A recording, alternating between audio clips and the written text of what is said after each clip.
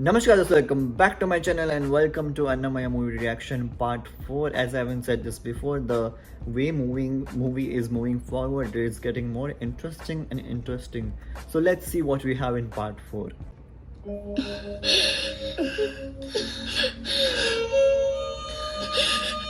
घर वापस नहीं चलूंगा, विवाह भी नहीं करूंगा, फिर हम कैसे जीवित रहेंगे भला? कुछ तो बोल बेटा, बचपन से तेरी आशाएं लेकर जी रही इन दोनों के बारे में तो सोच। माँ, मेरा जीवन अब स्वामी सेवा को अर्पण है। मुझे बंधनों में बांधने का प्रयत्न मत करो।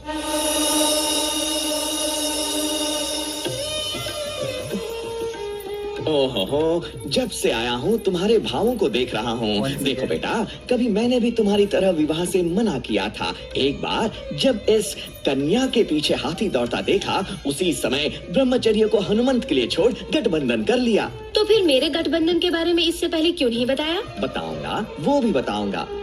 सुनो पुत्र, आनंद रहित जीवन रंगहीन होता है, जैसे बिना चुने का पान लाल नहीं होता।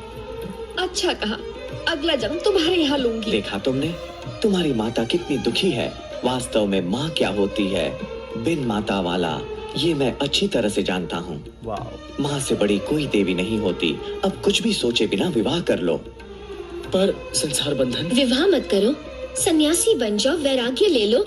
ये किस देवता ने कहा है तुमसे? तुम जिस स्वामी को पूजते हो, उनकी 2 पत्नियां हैं। हाँ, हम दोनों हैं ना। तुम भी उसी तरह सुख भोगो। तुमसे ऐसा क्यों कह रहा हूँ समझो, विवाह स्वीकार कर लो।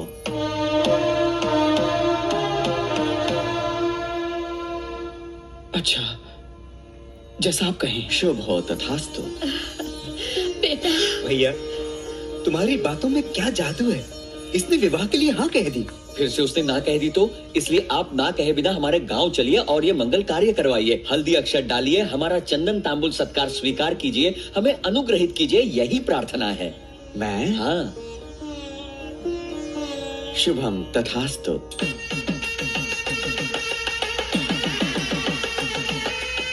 Wow, they look so beautiful. हल्दी दो, ये लो, सुपारी दो, ये लो, तांबुल दो, ये लो। Oh my God, these people irritate me. पुकारा? तुमको क्यों पुकारेंगे? बड़े लोग कुछ भी बातें करते रहते हैं। दूसरों की बातें सुनना छोड़कर विवाह करवाइए। ऐसा लगा तुमने मुझे पुकारा। आप विवाह करवाइए और दक्षिणा लेकर जाइए। किसी ने मुझे मारा क्या? तथास्तु।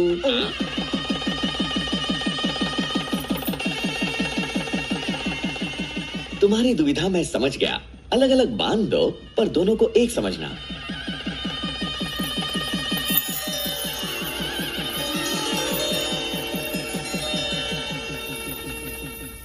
धमाल है ओ, धमाल है ओ।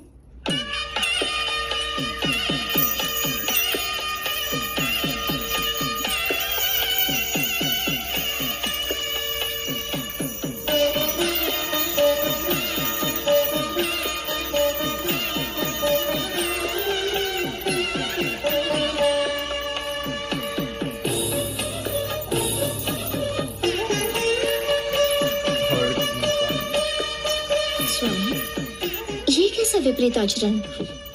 विपरीत आचरण नहीं, अचरज नहीं। शबरी की भक्ति के वशीभूत मैंने उसके झूठे बेर खाए। यशोदा के अनुराग वश उसकी मार भी खाई थी। अपने मधुरतम संकीर्तनों से हृदय को चुराने वाले इस गायक के गीतों के वशीभूत पालकी उठा रहा हूँ। और किस तरह से ये ऋण उतारूं? I'm getting goosebumps. Wow.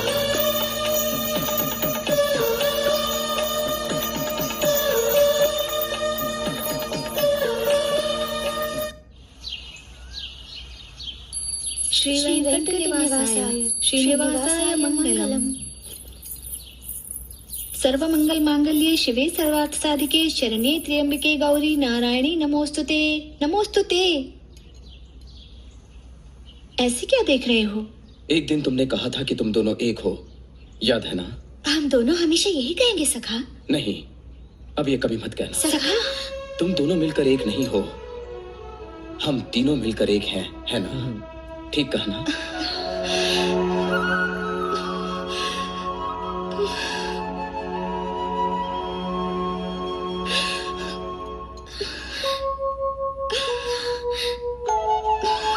जीवात्मधारी ओ पंछी, जीवात्मधारी ओ पंछी। जो गाड़ी में जा रहा है क्या वो अन्नमैया है? वही महान भाव है। बच्चों को माता पिता के पास छोड़कर शेष जीवन स्वामी की सेवा में व्यतीत करने पत्नियों के साथ तिरुपति जा रहे हैं। चलो हम भी तिरुपति चलते हैं।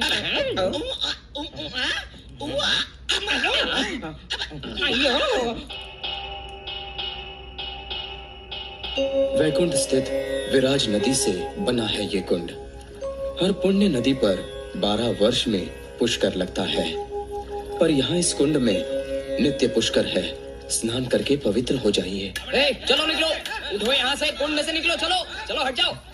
ये कैसी गड़बड़ है? क्या प्रभु का अभिषेक होने वाला है? प्रभु का नहीं, उस दंडनाथ की दूसरी देवी का जलाभिषेक हो रहा है। वो देखो। जरा नीचे उतरो पाताल सुंदरी। पर ये पानी बहुत ठंडा है। जब हम दोनों इसमें उतरेंगे तो पानी उबलने लगेगा मेरी सूरजमुखी।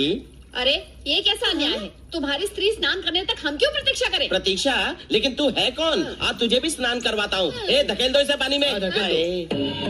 दंडनाथ, तुम कब आए मेरे पर्वत पर? ऐसे घूर के क्या देख रहे हो? ये मेरा पर्वत है। तुम्हें अपने पागल गाने गाने हैं तो गाओ। प्रभु को दंडवत कर लो, पोंगल प्रसाद भी खा लो, मगर मेरे काम के बीच में दखल मत दो, नहीं तो सर धड़ से अलग कर दूंगा।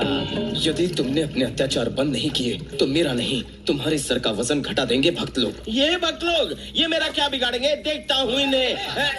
ये लो। क्या कर रहे हो तुम लोग? छोड़ो मुझे, छोड़ो। Nice, you deserve that. हे अन्ना मैया, आज मैं पेनुकोंडा जाकर महाराज से कहकर तुम्हें दंड दिलवाऊंगा।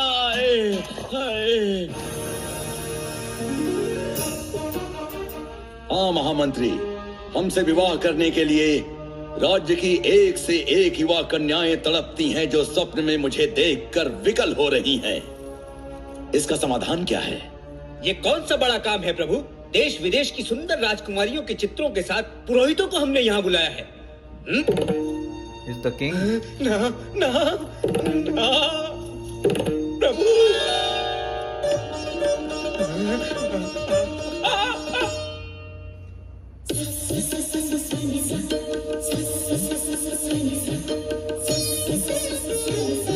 वाह, ये अतिलोक लावण्य!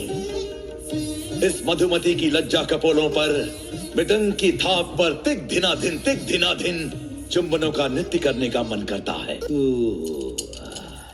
महाराज, घोर अन्याय, दुहाई हो अंगार महाराज। भंगा, तुम्हें प्रणाम करना भी याद नहीं है दंडक दंडनाथ? महाराज, प्रणाम करने के लिए हाथ उठाने लायक भी नहीं छोड़ा। कौन है वो? अन्नमाचार्य। एक बड़ा भक्त। तुम चुप रहो। नाम का एक विप्लवी महाराज वही पर्वत पर आकर अपने पागल गानों को वहाँ गा कर हमारी पागल प्रजा को पीछे लेकर तिरुमला में घूम रहा है। हुंडी के धन को राजकोष में नहीं भेजना कहता है। तिरुमला जो आपके अधिकार में है उस पर अपना अधिकार जमा रहा है। तो क्या तुम घास काट रहे थे वहाँ? यही तो सख्ती से पूछा मैंने उसे प्रभु। हाँ, पूछते ही उसने ऐसी हालत कर दी। इसलिए तो भागा आया आपके पास। तुम्हें भुजबल दिखाने को कहा तो कायरों की तरह भाग कर आ गए। तुम्हें लज्जा भी नहीं है? मुझे समय नहीं है। आज हम एक और राज्य में स्वयंवर के लिए जा रहे हैं। वहाँ अपना भुजबल दिखाकर उस सुंदरी से विवाह कर उसके बाद तिरुमला जाएंगे और उस विप्लवकारी का विवाह करेंगे। युवराजों, मेरी पुत्री के स्वयंवर में आए आप सबका स्वागत है, सुस्वागतम। ठहरिए। इस पेनुगोंडा रणचंड मारतंड के आए बिना ये स्वयंवर आरंभ करने के लिए तुम्हारे कितने सर हैं राजा? इस अपराध के लिए तुम्हें शांति से चल रहे हमारे स्वयंवर की सभा को संग्राम स्थल में बदलना परंपरा नहीं है। शक्ति है तो, सामर्थ्य है तो हमारे स्वयंवर की परीक्षा देकर हमारी पुत्री का हाथ थाम लो। क्या है परीक्षा? 3 प्रश्न है। प्रश्न ससुर जी, स्वयंवर का अर्थ है धनुष उठाकर तोड़ना, पहाड़ों को धूल में मिलाना, निशाना लगाकर मछली को बेधना, छोटी मोटी कथा सुनाकर बच्चों की पहेली बुझाना नहीं है। हो, इतने शक्तिमान हो, वो भी देखेंगे। हंसो मत, बताओ कौन है वहां? प्रभु, उस धनुष बाण को सभा के मध्य में रखो और इस फल को अपने सर पर। उस भट को थोड़ा सा भी घायल किए बिना जो उस फल को काट देगा, उसके साथ ही मैं अपनी पुत्री का विवाह करूंगा। राजकुमारों, क्या हुआ तुम्हें? उत्तर दो, चुप क्यों हो गए हो? बड़ी वीरता की बातें करते थे ना। काटूंगा पर नहीं काटूंगा। पर ससुर जी, कहते हैं मित्रता और शत्रुता समान लोगों में ही होनी चाहिए। किस लिए? इसलिए ससुर जी, ये क्या है? ये तो बादाम है, इसका क्या करोगे तुम? ये बादाम मेरे सर पर क्यों रख रहे हो? इसके मैं 2 टुकड़े करूंगा। हाँ। अगर बादाम निकाला तो सर काट दूंगा। नहीं।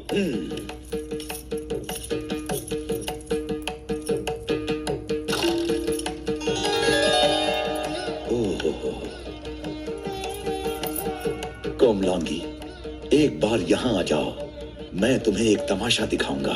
तमाशा? अभी आती हूँ।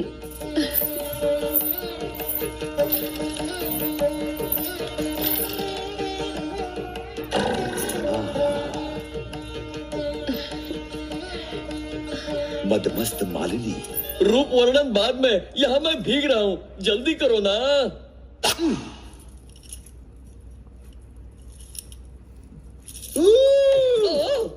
ये क्या? वो उधर घूमकर इधर निशाना क्यों लगा रहे हो? यहाँ देखकर वहाँ निशाना लगाना ही हमारा माया जाल है।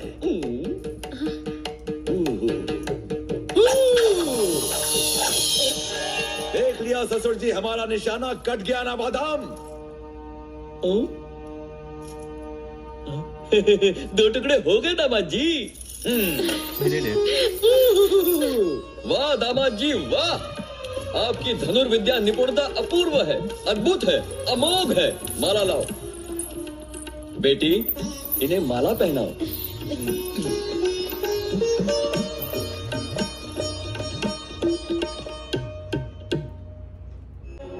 अन्नमाचार्य नाम का एक विप्लवी महाराज तिरुमला जो आपके अधिकार में है, उस पर अपना अधिकार जमा रहा है। प्रभु, क्या है? उस महान गायक को दंड न देकर पेनुकोंडा का राज गायक नियुक्त करना बहुत आनंददायक होगा प्रभु। ऐसा ही हो, ऐसा ही हो। मुझको भी गायन में रुचि है, हम संगीत प्रिय हैं ना। साथ ही हमारी मधुर रात्रि के पश्चात तुम्हारी पहली इच्छा है, ना नहीं करूंगा। फिर हमें बल प्रदर्शन नहीं करना, हमें तो राजनीति खेलना है। महागायक को हमारा प्रणाम। श्रीनिवास की कृपा कटाक्ष मिले। आप कौन? पेनुकोंडा महासाम्राज्य मार्तंड, विद्वत जनों के प्रशंसक, सरस साल्व नरसिंह नाम है मेरा। आपके बारे में बहुत सुना, इसलिए आपसे मिलने हम स्वयं आ गए। हमारा आवाहन स्वीकार कीजिए। हमारे दरबार गायक बनकर अपने मधुर कंठ से हमें और हमारी प्रजा को अनुग्रहित करें, यही प्रार्थना है।